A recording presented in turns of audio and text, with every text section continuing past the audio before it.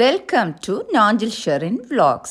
Viewers அனைவருக்கும் வணக்கம். So இன்றைக்கி இந்த வீடியோவில் என் தோட்டத்தில் விளைஞ்ச செர்ரி அறுவடை பண்ணி அதில் இருந்தே செர்ரி ஜூஸும் செர்ரி ஜாமும் செய்ய போகிறோம். ஸோ வாங்க சட்டுன்னு வீடியோவுக்கு போகலாம்.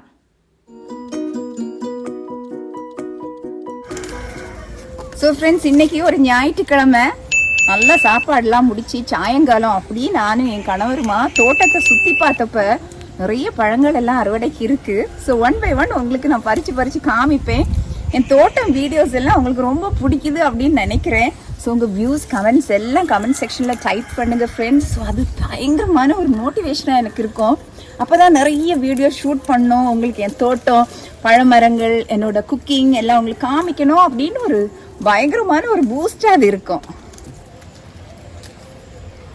ஸோ நீங்கள் ஆல்ரெடி என்னோட செர்ரி அறுவடை வீடியோஸ் பார்த்துருப்பீங்க.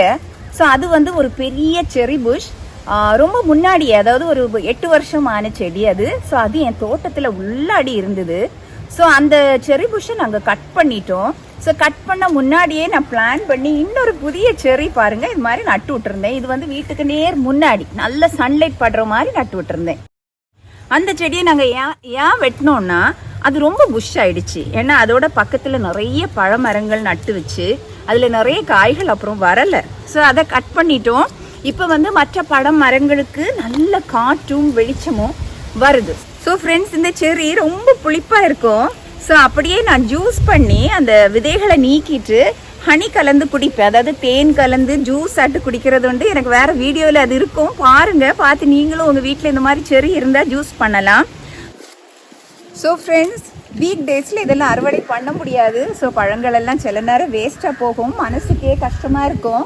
ஸோ சண்டே தான் நாங்கள் ஃப்ரீயாக இருப்போம். ஸோ வீக் டேஸ்னால் எங்கள் கிளினிக், பேஷண்ட்ஸ் அப்படின்ட்டு ரொம்ப பிஸியாக இருப்போம்.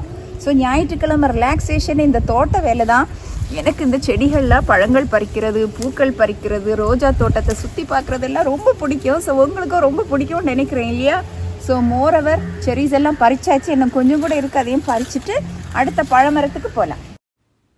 ஸோ செர்ரியெல்லாம் நல்லா க்ளீன் பண்ணியாச்சு. இனி அப்படியே கை வச்சு நசுக்கி விதையை தனியாக எடுக்கணும். தனியாக எடுத்துகிட்டு அந்த ஃப்ரூட் பல்ப் வச்சு தான் நம்ம ஜாம் செய்ய போகிறோம்.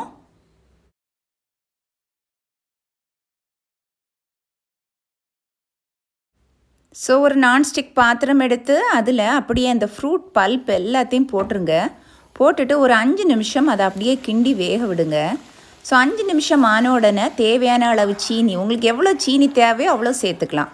சேர்த்து நல்லா கிண்டி இன்னும் ஒரு 10-15 நிமிஷம் அப்படியே அது கொதி விடட்டும். அந்த தண்ணி எல்லாம் நல்லா வற்றி ஜாம் பதம் வரும்போது அதை இறக்கிடுங்க. ஸோ சுவையான செர்ரி ஜாம் ரெடி. ஸோ அதை நல்ல ஏர்டைட்டான ஒரு கண்டெய்னரில் அடைச்சி வச்சிங்கன்னா 6 மாதம் வரை யூஸ் பண்ணலாம்.